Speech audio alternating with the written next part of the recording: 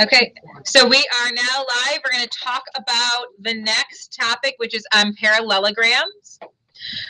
One thing to know for parallelograms, I know on the midterm I told a couple of you, oh, there shouldn't be too many, and there was a ton. Well, according to this document, there's only one medium hard question on parallelograms. And so tomorrow you're going to get this same document to see what you need to know. Shh, excuse me. But things like opposite sides are congruent, opposite angles are congruent, diagonals bisect each other. Excuse me. And also that rectangles are parallelograms with congruent diagonals. So there's only one question according to this document. We're going to look at 3 or 4 of them right now.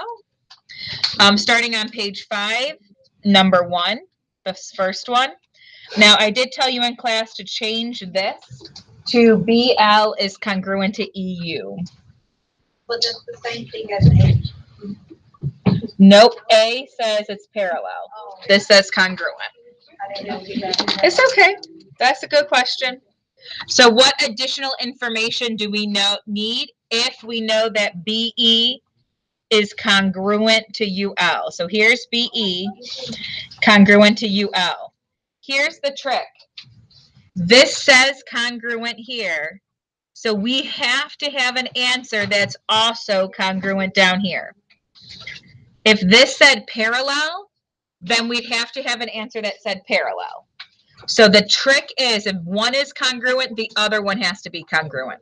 If one is parallel, the other one's parallel. So you have to have congruent and congruent, or you have to have parallel and parallel. So we know these are congruent, so that means that these are the other sides that we need. So we know it can't be A or B because A and B mentions parallel, and you can't have one parallel and one congruent. You need to have either both parallel or both congruent. So that leaves us with these two. This line says BE and BL, which would be this line here and this line here. Well, that's not opposite sides, so it can't be choice C. So it's our new choice D. It's that this line, this side right here, and the opposite side are congruent. And the reason why we need congruent is because this said congruent. If this said parallel, then we would have to have one of our choices would have to be parallel over here. On this one, I told you that you needed 2 of them because I copied and pasted wrong. So quadrilateral ABCD has these diagonals, which information is not enough to prove that it's a parallelogram. So same thing that I told you over here. You have to either have both congruent or both parallel. So if we look at our first one, here we have a congruent, here we have a parallel, so it can't be choice A because you need to have both.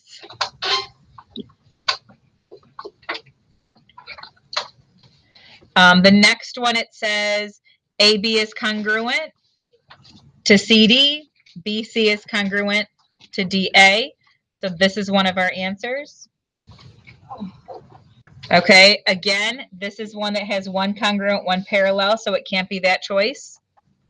And then this says AB is parallel to DC, so we can put our little arrows. And it says BC is parallel to AD. So this is our second one that's right. Remember, I told you there was 2 that were correct in this problem. So this is the other one that was correct. All right, now we're going to turn in our packets, please. To page, where are you? 13. Page 13, please. Let's look at a proof.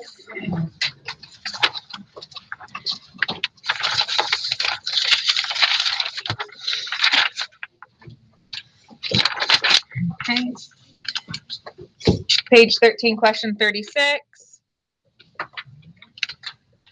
It says, given that ABCD is a parallelogram, so those we know things that like the opposite sides are congruent. That means that we know that the opposite sides are parallel. A student wrote the proof to show that a pair of opposite angles are congruent. So it says, given ABCD, that's good.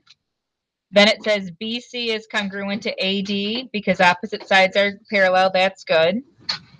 Reflexive property gives us this. So now they prove the triangles by side, side, side. And it wants to know this last one.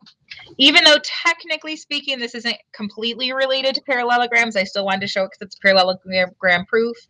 But remember that after you prove triangles are congruent, your last step is always CPCTC. So in this case, it's corresponding parts of congruent triangles are congruent.